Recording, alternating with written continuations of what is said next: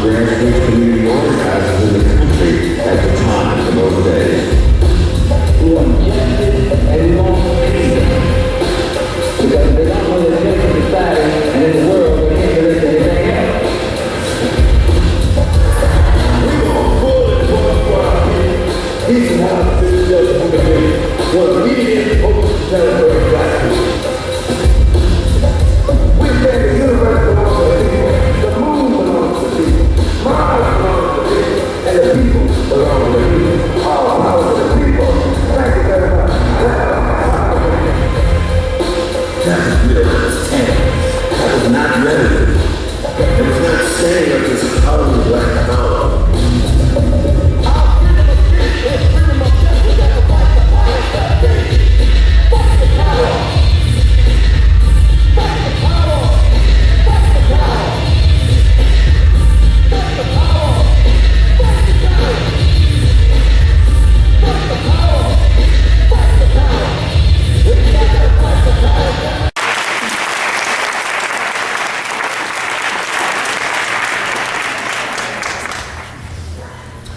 Thank you very much for inviting me here in Fayetteville. I was in another Fayetteville, I think in Virginia one time.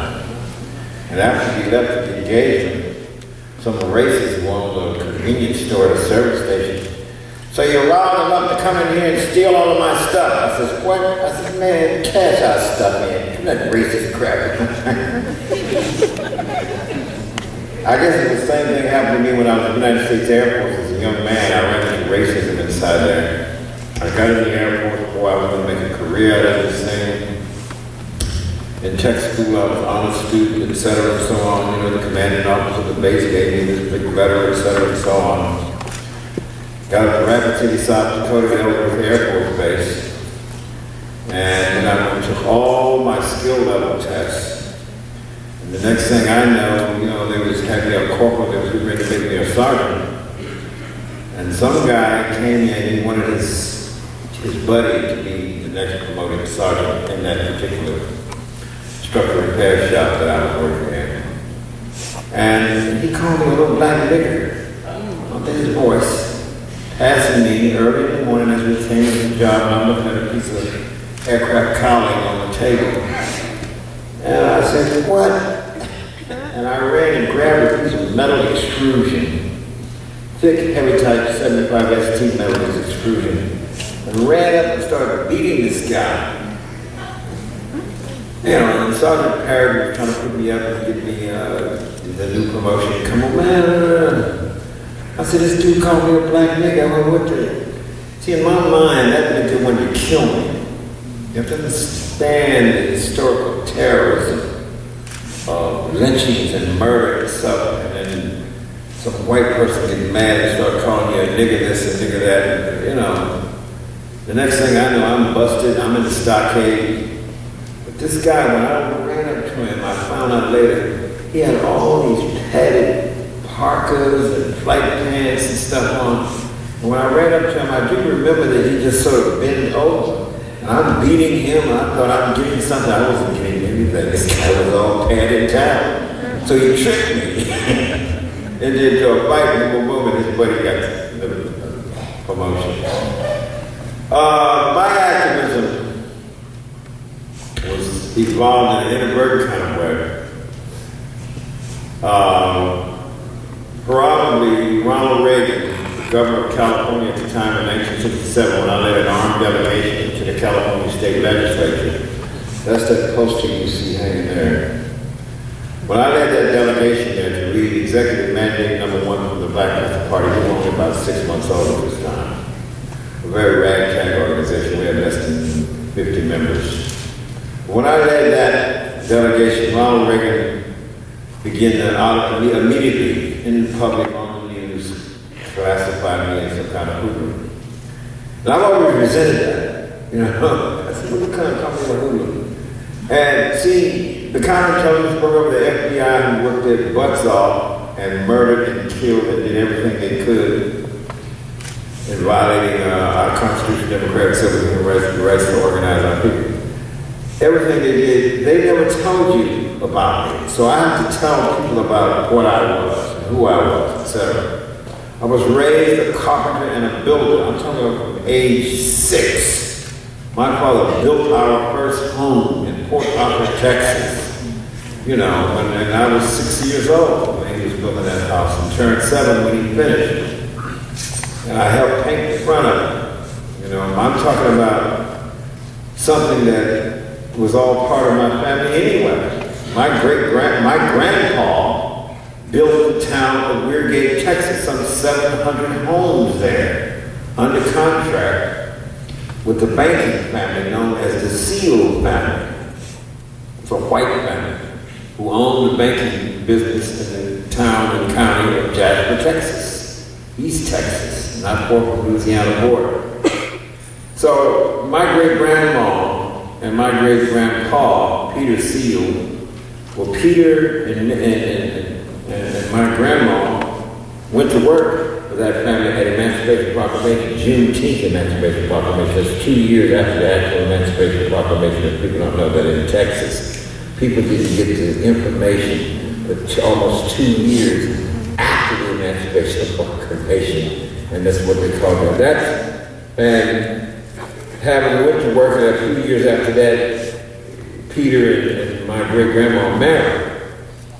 And of course they had a son, and being close to the banking family had a lot to do with building and construction contracts. That is, they put up money for it. And then my grandpa evolved to be one of the major carpenters. And in effect, he, as a grown man, 30-something years old, got the contract to build the town of Weirgate, Texas. So you see what my background is. So when I was 18, I was already an architect, not only a trained carpenter. Furniture replenishing with my father's business and stuff, that's where I was at. The time I went to the United States Air Force, you know, honestly, what have you, et cetera, and all this kind of stuff to repair high-performance aircraft. The counterintelligence program, Ronald Reagan and other racists and politicians and governments are not going to tell you that. They're going to tell you, you know, that I'm a jazz drummer. They're not going to tell you that I'm a stand-up comedian. They're going to tell you that I also did a lot of stage acting and plays in Black Ops West Theater in San Francisco. They're not going to tell you any of that. They tell you that Bobby Seale is the movement of thought, stereotype, who we are, who the Black Panther Party was, etc. You know, so my point is that I'm defending that history. And of course, with this lecture here, you're going to discover that Bobby Seale and his other people, professionals, and others in filmmaking, etc., we're going to make a major feature film. And that major feature film is my life story. But the life story is the rise and the decline of the Black Panther Party in the United States of America as a means to try to help the youth understand the fascism that went down in the 1960s against my organization, the Black Panther Party. What really happened there? Why did all those shootouts happen? How did we get stereotyped? How did the government, the FBI particularly, and the counterintelligence program, COINTELPRO is the key word we use a lot. Academics and other people who understand this history. The FBI said COINTELPRO. COINTEL means counterintelligence program. And that's what happened with us. That's what happened with us. But in that, why did they attack us so bad? I mean, you're going to learn and understand that the Free Breakfast for Children program that I created in the Black Panther Party, we evolved that program around September 1968 at St. Augustine's Church, 1 block from Grammar Street. Free Breakfast for Children. It was one of our issues. We had a 10-point platform program on one end, but out of the 10-point platform program, over a period of time, 1 or 2 years, we developed 22 different community programs. One of them was the Free Breakfast for Children program, another was the Free 6-7 Million Testing program, another was the Free Preventative Medical Health Care Clinics, another one was the Community Cooperative Housing. Community Cooperative Housing never got any farther than all my architectural designs and lot plot layout concept for that. But we created the Free Busing and Prisoners program, the Free Legal Aid Service. I mean, we went on and on and on and on. Other party members got very creative with that. In Winston-Salem, North Carolina, boom, they created the first free ambulance program, complete with a 501c3 nonprofit entity status, and created a whole committee in the community for the community health clinic, etc. I mean, these are the kind of things that Black Panther Party, young black folks and young white folks who helped us put together in this country and terms of the program. In other words, yes, we loved all the marches. Yes, we loved all the rallies, but there was another level of demonstration. And how we demonstrated, we added something to that protest movement. We weren't against the protests and other things and the rallies. We just added something. And we added the methodology of setting up real programs that spoke to the real issues of the people in the community. We further moved with those programs, which was my strategy, which was my programmatic outline to do, to unite the electorate, the African American black community vote in the community. How do we unite? And that was what the objective was. This Black Panther Party started with us going out to patrol and observe police. People's minds and imagination, you listen to the stereotype of the politicians, their who's their club, boom, boom, boom, boom, boom, boom. You misunderstand what we did and how we did it as college students. You have to remember we were students. You know, I knew my history. From 1962 right on up to 1966, I knew my African American people's history of struggle, backward, forward, sideways, and catapult.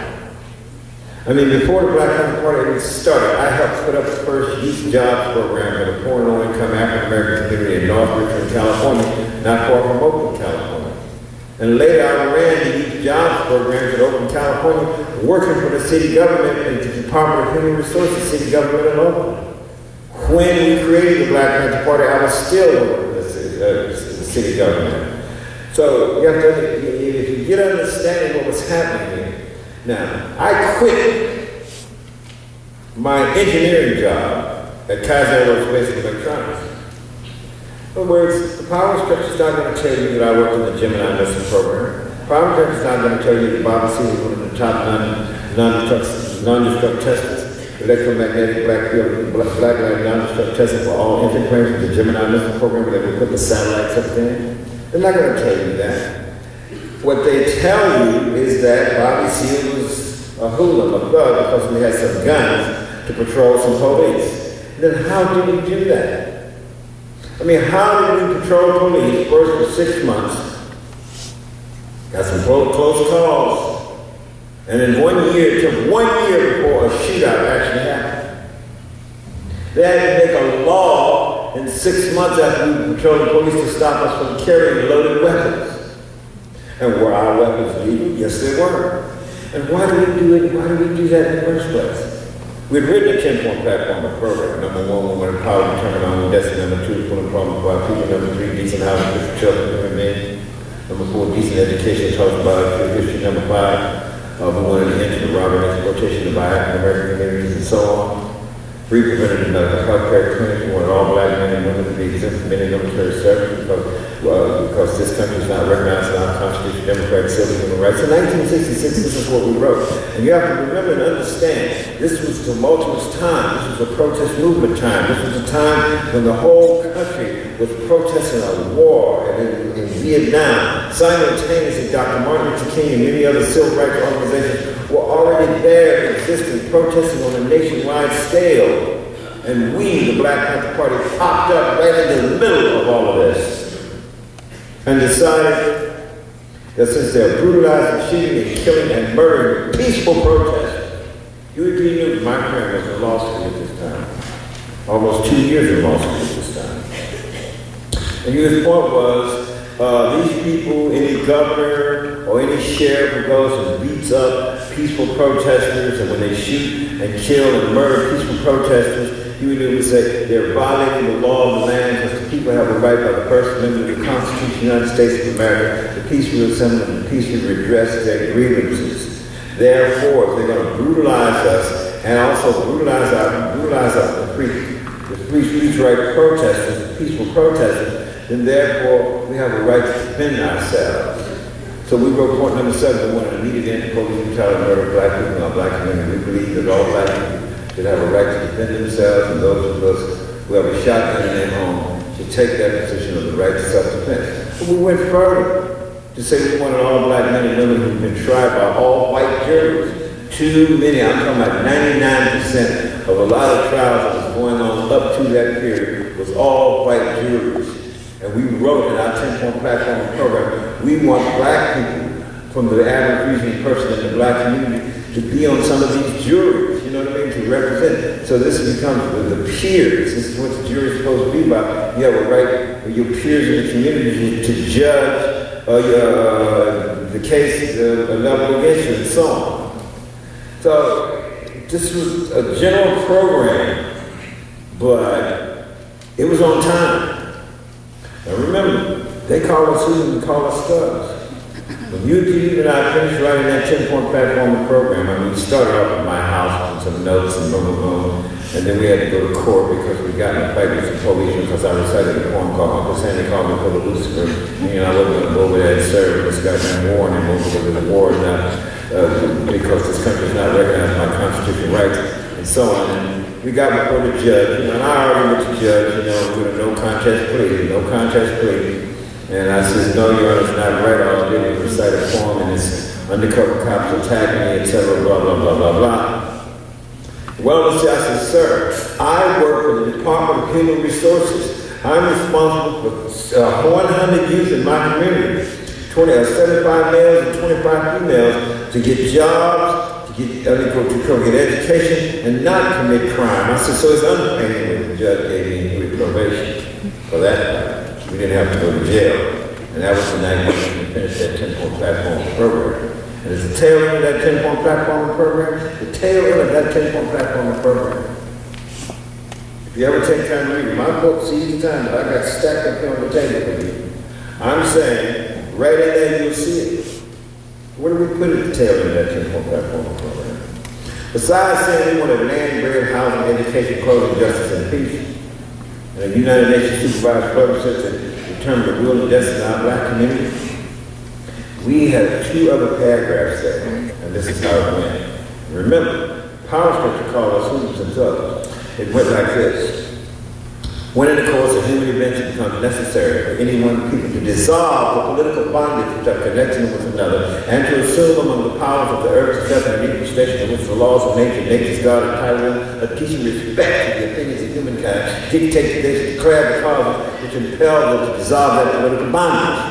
And if you want to get down like some old righteous preacher preaching in the church, when a long train of abuses and usurpations pursues an environment.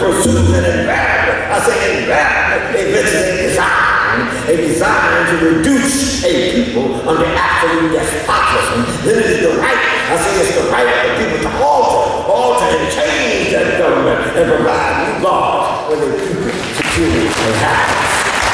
Now, it's called integrating the intellectual with the emotion. It's a methodology I didn't know I had. I was just a comedian and stand-up comedian and stage actor. But later on somebody said, yeah, but very little, so okay. My point is, I'm creating an organization. I've quit my engineering job after 3.5 years. I want to work in the grassroots community. I want to put up programs. I want to end institutionalized racism in America. And one of the things we understood about institutionalized racism, Huey being in law school and us always going over the law, looking at what happened with Sister Rosa Parks in the mid-50s, and she said she had to move to the back of the bus and she was arrested and charged, blah, blah, blah, blah. The crux of institutionalized racism is manifested in the laws. Some state legislators, white racist legislators, made a law, and 1,001 other different kinds of laws, but made a law that said she had to ride in the back of the bus. And that even if you're on the back of the bus as a white person, need a seat, you gotta get up and get at the white person that seat. And that's the surface law. I'm saying this is the crux of it, and that's what you and I understood. That's what I understood. I've researched all my issues. I knew my history back and forth with Cyrus and Caterpillar. When I talk about us fighting in war, you know, oh, you're a coward. I told him, you got to be out of your mind. You need to digest Dr. Herbert Adler's documentation of all the wars that African American people have fought in this country, beginning with the original Revolutionary War in this country. The German Christian soldiers that the king sent over here to rout out the colonials when they were trying to start this country and go there. Who kicked the butts of the German Christian soldiers when they landed in Rhode Island? The blacks who had been promised freedom from slavery, that they trained at Lafayette, French advisor George Washington had suggested to the New England patriots that you have to train some of these blacks here to help you. You ragtag, they send in the German Russian soldiers and ships over here, and they're going to kick your butts unless you do it. Who beat up those German Russian soldiers? Those black slaves who had been trained and promised their freedom. Not just Christmas addicts. I'm talking about people who need to get into the Delta where we came from. And then the Civil War, after the Emancipation Proclamation, the Emancipation Proclamation was written. And where it says that this rebel force free, you know the very next line that's in the Emancipation Proclamation? It says, everybody black man was taken into the North Union Army. The North was losing the war. And the white folks were not letting themselves be conscripted into enslavement because that's what it looked like it turned out to be. And they enlisted 168,000 black people, black men, directly in the Civil Wars. 38,000 of them died. W.E.B. was Black Reconstruction. Read it, check it out. Dr. Herbert Abstract, or all black Americans fighting for. I'm saying, we, African American people, from slavery, in slavery, after slavery, have been at the forefront on a consistent basis, fighting, standing up for our Constitution, democratic civil rights. The Constitution, democratic civil rights, which are afforded to people beyond us as a people. This is what we've done. So mine, in the 1960s, was about electoral community unity in the black community. And broader coalition politics with all progressive peoples and progressive organizations who were about standing up for these constitutional democratic civil rights, protesting the existing government, protesting existing organizations, protesting the existing business entities, etc. In 1962, I've been a year into researching my African American history. Dr. Martin Luther King, brother Dr. Martin Luther King, came to speak at the Oakland Auditorium in Oakland, California. I was just a young student. No, I was still in engineering design major. I had not quit the job yet. I had not quit my night job on the Gemini Missile program. But I ran down to hear Dr. King speak. Dr. King was speaking there. There's 7,000 people in this auditorium. I'm one of them, one young student. And at one point, Dr. King got to talking about various businesses that refused to hire people of color.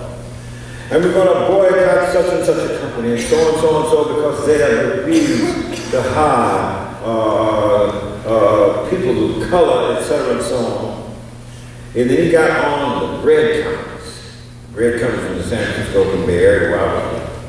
And we're going to boycott Landorf Bread Company, and we're going to boycott Kilpatrick's Bread Company, and we also want to boycott Wonder Bread Company. We want to boycott them so consistently and so profoundly, we want to make Wonder Bread wonder where the money is. That audience, me with them, did the floor, applauded. I mean, talking about being inspired, I was literally inspired by none of them. The first leader who really inspired me before Malcolm X was Dr. Martin Luther King. A lot of people, well, they were over here, and black. Who put that whole thing out that we didn't support Dr. Martin Luther King? The counterintelligence program, the racist politicians and others. We supported everybody's constitutional democratic civil rights, and especially the right to peaceful protest. And people mix the thing up. Well, if you respect the right to peaceful protest, what we got guns to defend our right for peaceful protest. What are you talking about? That's what I'm saying. You're killing and murdering, brutalizing and shooting and killing not only the black folks, but young white representatives who have peaceful protests. That's what you're doing. So we're a new organization. We say we have a right to self-defense. Now, if you come down here with your racist self attacking us, you start shooting us, we're going to shoot back, we're going to defend ourselves. And where do we get this from? Robert Williams, 1959, Monroe, North Carolina. Negroes with guns. A Marine, an ex-Marine out of the United States Army, is now head of the NAACP in Monroe, North Carolina. So he has a peaceful protest downtown about some of these places called Woolworth and other stores that won't hire black folks. And so the Ku Klux Klan decided they don't like this. And at nighttime, they start coming in, the black community, riding in 20 cars, shooting up the whole community. And Robert Williams says, no. Nobody will do anything, the local sheriff ain't doing nothing about it, etc. So Robert said, oh, we have to defend ourselves. So all you men got shotguns, etc. Get a few more guns in here, etc. This man is an ex-Marine, fought in the United States Army in World War II. Give me a break. And then the next thing you know, they're going to run him out of the country. Then there was a deacon for defense. Later organized in the South by defending the right peaceful protest. And along comes the Black Panther Party. And there we were. At one point in that first 6 months, we were out to control the police. Legally. We were so legal they had to make a law 6 months later to stop us from controlling the police. That's how legal we were. Our guns were legal. Police come up to me and Huey, we have a line of practice standing here, everybody's disciplined, you know, so they don't even point a weapon at a person. They hold a rifle down like this here. My 45, if I pull it out, I hold it up. Why? Because we knew the law. You cannot point a loaded weapon at a person under California law. Under California law, pointing a loaded weapon at a person constituted assault with a deadly weapon. And if you did point one, be sure that you're able to argue in court that this person is getting ready to attack me, etc., in some rowdy fashion or some confusion. But we knew that we knew the law. We knew all the gun laws. Every last one. He was 2 years in law school, so all this was well researched. We did not go out there patrolling police like some macho slow, you're on bed. Please. That was not what it was about. That very first well-organized patrol we had in the near the second week of January, we started the Black Panther Party October 1966, and we put together 14 party members. We had a new Black Panther Party office on the main street there, 2 blocks from my actual home and so on. But in the black community in Oakland, we went down there and we had 2 carloads and we got out of the car and we walked down the street. Police had been pat-sitting some guy, so we got in his door, his passenger side door, while his arrestee stood at the back, so probably some chicken or something. And the police had his door open with writing something on his radio, blah, blah, blah. He didn't even see us walk up. And there's 30 or 40 people gathered around. Some old chip sister. Y'all show cheap, y'all show looks all that black and blue, because we had these blue shirts on, these black and red, you know, everybody. There's one sister, she says, I can't get a leather jacket, get a black bush jacket. So I said, that's fine. She had this great afro, she had a ray sitting on it, she had these long earrings, and Richard Iocki got that in his friend and give her a big 44 Magnum. Because we trained these brothers how to shoot weapons too. Me, Big Man Albert Howard, and Richard Iocki were the only ones who had former military service. Not even Huey. We had to train Huey about guns. It's safe, how to break down the M1 carbine. Me and Richard and Big Man Albert Howard was in the Black Panther Party. I'm just saying, but we walked down the room. And so some old brother came out the door. Who came out from the convenience store doors on the sidewalk. What they got out there? It's dark, it's nighttime. What they got? Sticks in their hands out there. And brother, tall brother said, there ain't no damn stick in the gun. And the old man said, guns, I'm getting out of here. He says, no, I mean, he says, everyone stay here. We know the law, we have a right to stand and observe these policemen. And he was pointing back at the policeman. I'm watching the policeman. 14 party members there. And the policeman got out of his car as Huey turns around. Police says, you have no right to observe me. And uses no such and such a California State Supreme Court rule states that every citizen has the right to stand and observe a police officer carrying out his duty as long as he stands a reasonable distance away. Reasonable distance that particular rule constitutes 8 to 10 feet. I'm standing approximately 20 feet from you, and we observe you when you like it or not. We rattle that off just like that, and we observe you whether you like it or not. And that old gypsy sister, she said, well, go ahead on. Just tell him that here. Conscious, is that guy loaded? He said, if I know it's loaded, it's good enough. Well, I have a right, he said, you have no right whatsoever, step back. And he said, you cited something in the United States Supreme Court versus so-and-so, blah, blah, blah. That place is my private property. You cannot remove my private property from it without due process of law. Step back. You cannot touch my weapon. Well, is the gun loaded? He says, I know it's loaded, that's good enough. He jacked around up in the chamber. Why did he jack around from the chamber? Because the law stated that while riding in a car, you cannot have a live round in the chamber of a rifle or a shotgun. Did not apply to a handgun that I carry. You could have a live round in the chamber. But when that cop insisted to, he would say, if I know it's loaded, that's good enough. And then 3 or 4 more brothers with long guns, the crowd on the sidewalk said, oh, shit. And the rest of me out the street at the back of the car said, hey, man, and the cop really looked around and saw what's happening. He had a disciplined group of 14 brothers and 1 sister. And he got his arrested. And I looked him in his face. He wasn't scared. He was pissed off because he was outnumbered. It was not numbered with a lot of loud talking. You see, it was a very disciplined thing. When we went out there, he would say, only one person talk. Because our position is that if you actually are properly placed under arrest, we will take the arrest. We're not scared of the court order.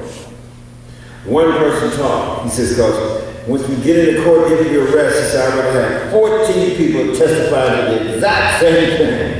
Then they have a whole lot of people all and you can't win a case like that. So that's what we were, you know. The next thing I know, the police got his arrest, he put him in the car, and I said, get ready to walk the car. He stopped, and he stood there looking at one of these passengers. It was the sister with these pretty earrings. He was just shocked, I guess, as he did that one of them was a woman, you know, with this big 44 Magnum on her side. Gets in his car, he drives off. Some kids around the corner come running around with some more kids, bring them around. See, ooh, and the kids start calling us the new black police officers now. I said, look, everybody, people here. My name is Bobby Seale. I'm chairman of the Black Lives Party. This is UP News and Minister Defense of our Black Lives Party. We have a political education class on Wednesday night at 7 p.m., Saturday 2 p.m., 624 Grove Street, blah, blah, blah, blah, blah, blah. We went home and I fed everybody. Not only was I the chairman, not only was I the top organizer, not only was I the top spokesman, I was the top cook in my organization, the Black Lives Party. Now, we weren't doing that for show. Our objective was to capture the imagination of the people. My objective, as I articulated to you and everybody, we're going to get programs, we're going to put the people in these programs, and we're going to unify these people and unify their votes. And as we unify the community, we want to take over the seats of the city council because they make laws. Remember, the laws are the crux of institutionalized racism in America. That electoral empowerment is very, very, very key. Right on up to this day, what's happening, and all this crap, the presidential election and so on, oh my God. You know what I mean? And Romney with his crazy self, oh my God.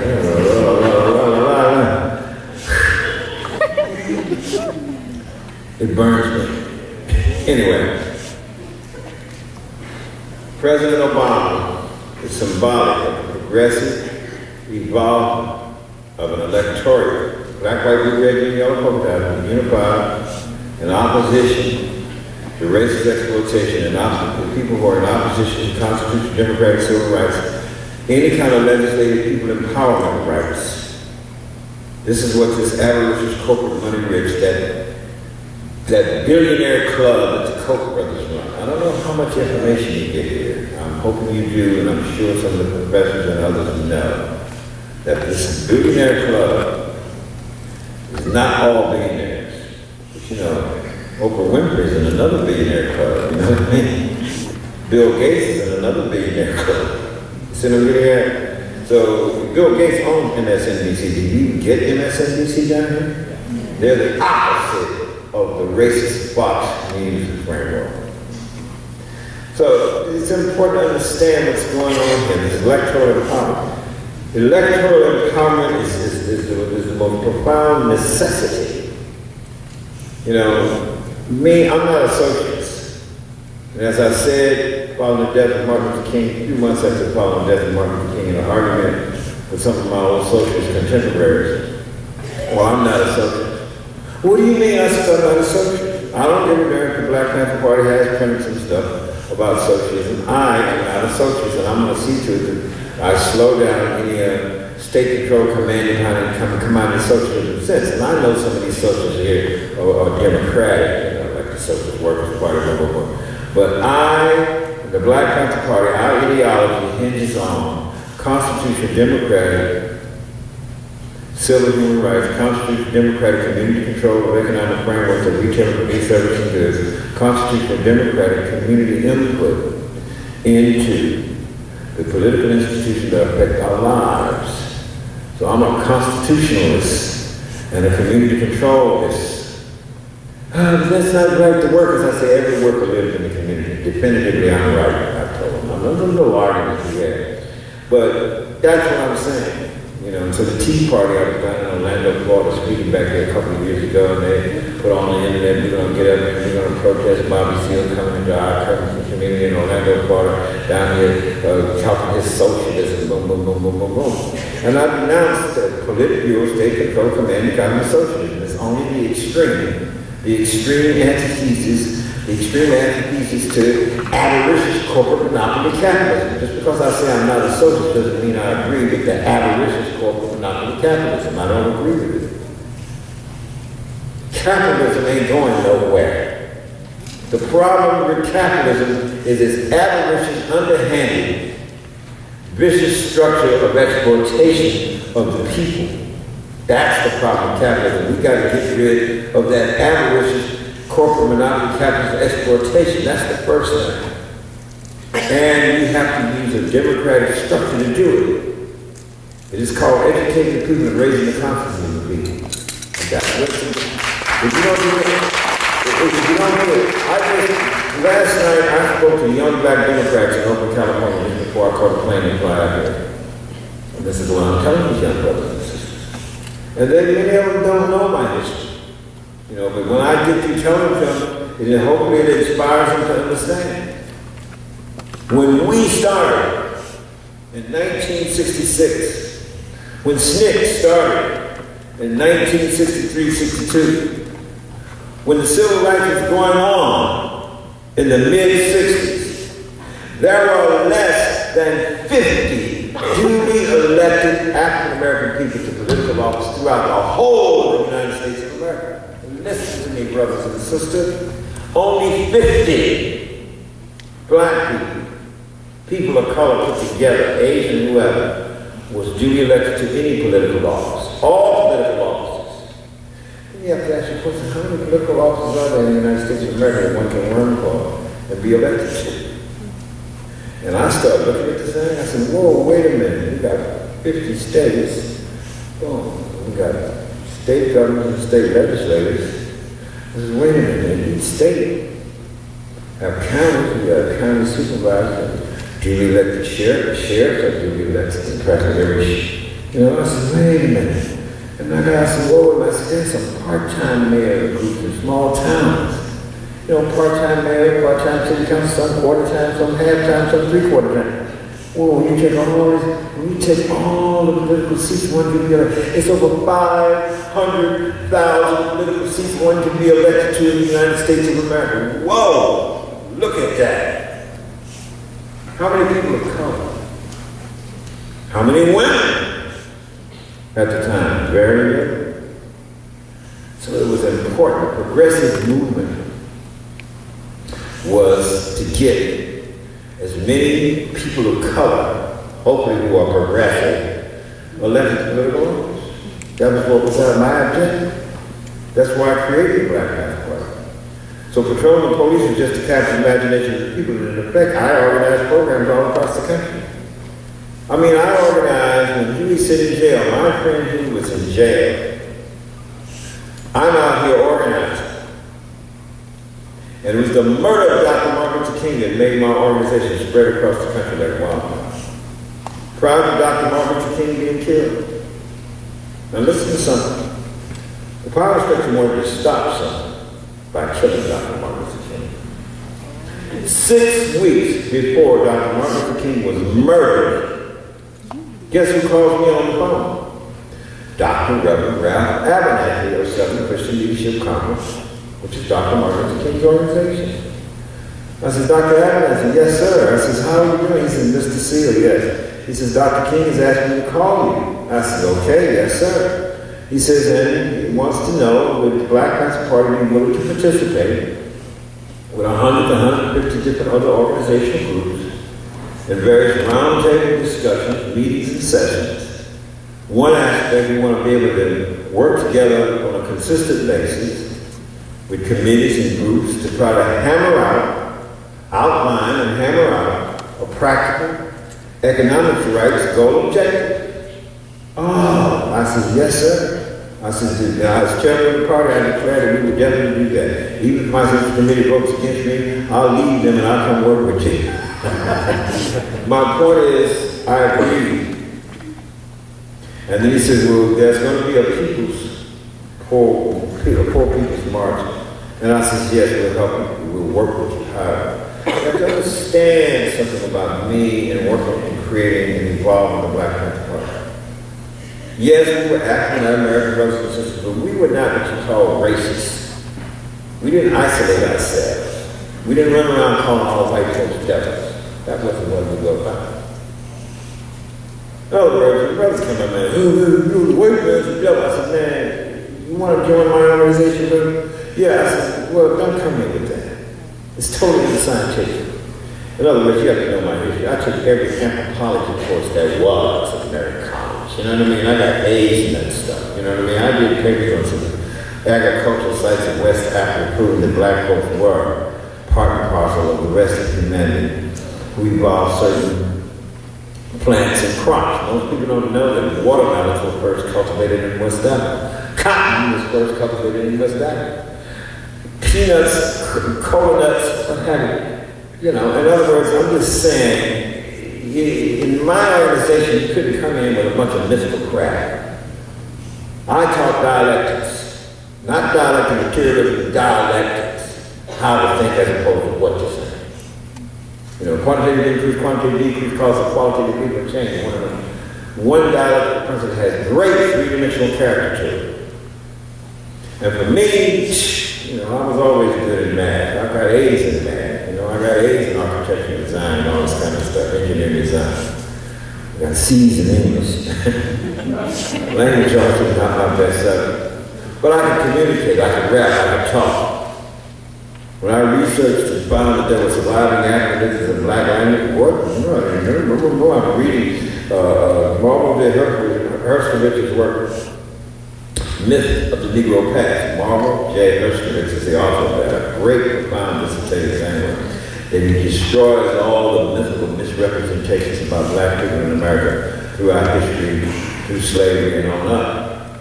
And he ran across and made reference to an African American named Dr. Lorenzo Dow Turner. Dr. Lorenzo Dow Turner was a PhD in English. Dr. Lorenzo Dow Turner in the 30s went off and did a field research, a 10, 11, 12-year field research. And he went with these old cylinder type recordings.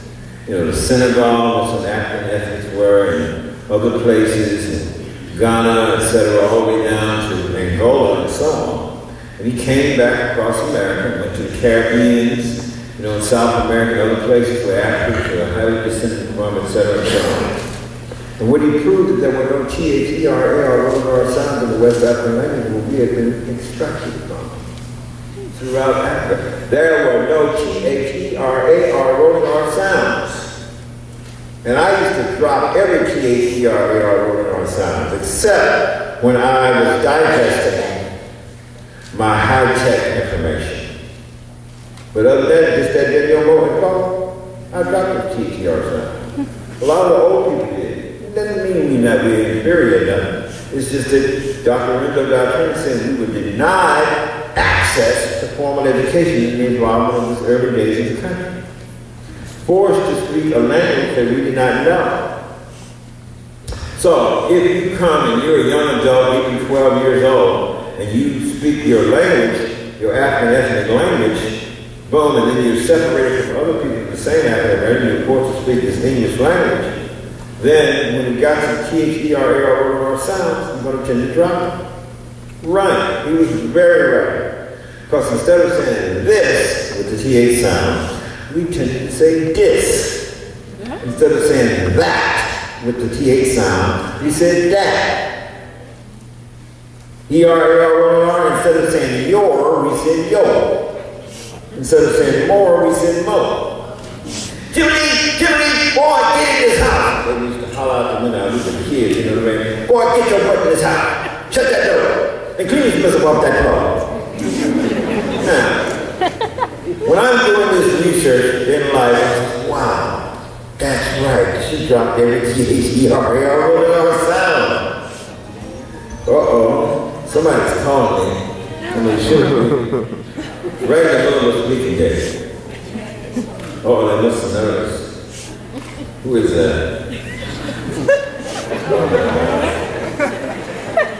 Anyway, I'm sorry. The T-H-E-R-A-R rolling R sounds. So one day I'm in a class, anthropology class, and I'm tired and trying to explain to the instructor that you keep using this term Negroid. And then when you get to the Asian people, you say Mongoloid. And then when you get to white folks, it's Caucasian. And I'm saying they need some correct social science reference to black folks, blah, blah, blah, blah, blah. He said, Mr. Seale, if you have an anthropological term that you think we can use, do that. And blah, blah, blah, so I'm arguing. You know, I'm in the classroom, and when I come back and some of the right in the middle of the class, I start arguing again.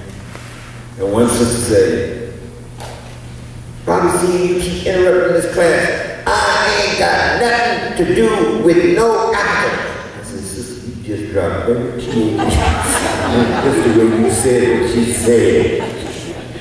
But my point was this here. I got Huey, Richard Ioki, and Bertram Morrell. Bertram Morrell was a very good friend of mine who helped me organize on the campus of Mary College. To come to the classroom with me. And finally, Huey jumps up in one of the classrooms. He suggested instructor, I would like to suggest Africanoid as opposed to Negroid for correct social science reference to black folks. And I jumped up in my seat, I'm up in the front. I said, that's it. And he would sit down. The instructor said, sit down, Mr. Seale. I sit down. And she says, no, so she writes the term on the board, Africanoid. She says, okay, Mr. Seale, I accept this. I says, okay. I said, right, she underlined this over as Africanoid as opposed to Negroid. Another brother in the class, oh, man, the word Negroid is derived from the Spanish term Negro, and it only means black. And it's from Spain, brother. I said, brother, we ain't from Spain, man. Not this So anyway, I asked the instructor, I said, we have to equalize the terminology. She said, I accept it. So I said, no. We have to equalize this terminology in reference to black folks and others and put this together so that, and she says, what are you talking about now? I said, okay, no more Negro, but African. I said, but notice something. For American Indians, Asian people, we're saying Mongoloid. For black folks, we're saying African. But when we get to white folks, it's Caucasian. She said, what are you trying to say? I said, equalize the terminology. From now, Africanoid, Mongoloid, and Toxoid, so we have some equalization. Those are my early days of art in debate, developing my consciousness, you know. But let me say this here, try to summarize this here because we've got to get to the kind of part of this. Look, going to make this film because this film is going to be a top-flight drama. It's not a documentary. On the rise and decline of the Black Panther Party. There's a couple of other films I want to make after that called Vanguard Women. It's the sisters in the struggles in this country who are at the forefront. Most people don't know that 2/3 of the membership of the Black Panther Party by the end of 1968 was sisters, Black African-American women, who did that hard work. And Jacqueline Cleveland was on the Central Committee in the early days of the party. You know, and the other sister who was on that Central Committee in Chicago, Illinois chapter, you know, right now she's a lawyer for the D.C. government.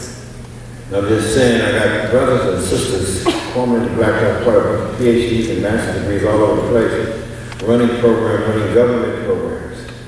Two of the top politicians in this country, in the United States representatives, are former Black Panther Party member people. Bobby Rush out of the Illinois State chapter of the Black Panther Party, and none other than Congresswoman Barbara Lee. Most people don't know that she worked for the Black Panther Party 5 years in her early days when she was a mother, a single mother with 2 kids going to Mills College. I'm just saying, these are black people who I'm very, very proud of.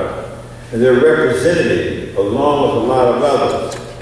So the Black Caucus, but more importantly, the Progressive Caucus and the Progressive Caucus in the House of Representatives. Some 90 people.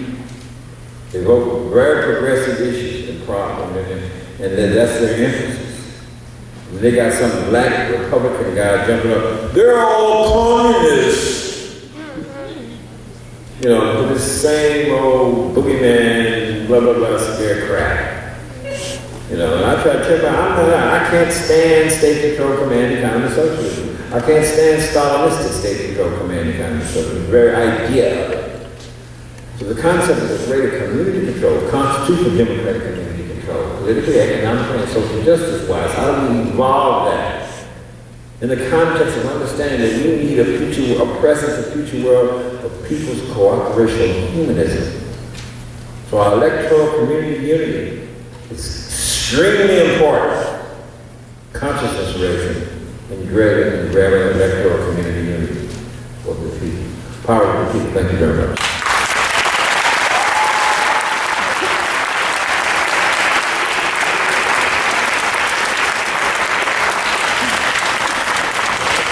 Give Bobby Seale another round of applause.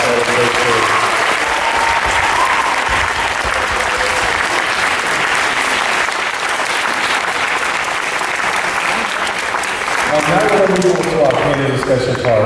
I'll be introducing our moderator, Dr. Thomas Conway.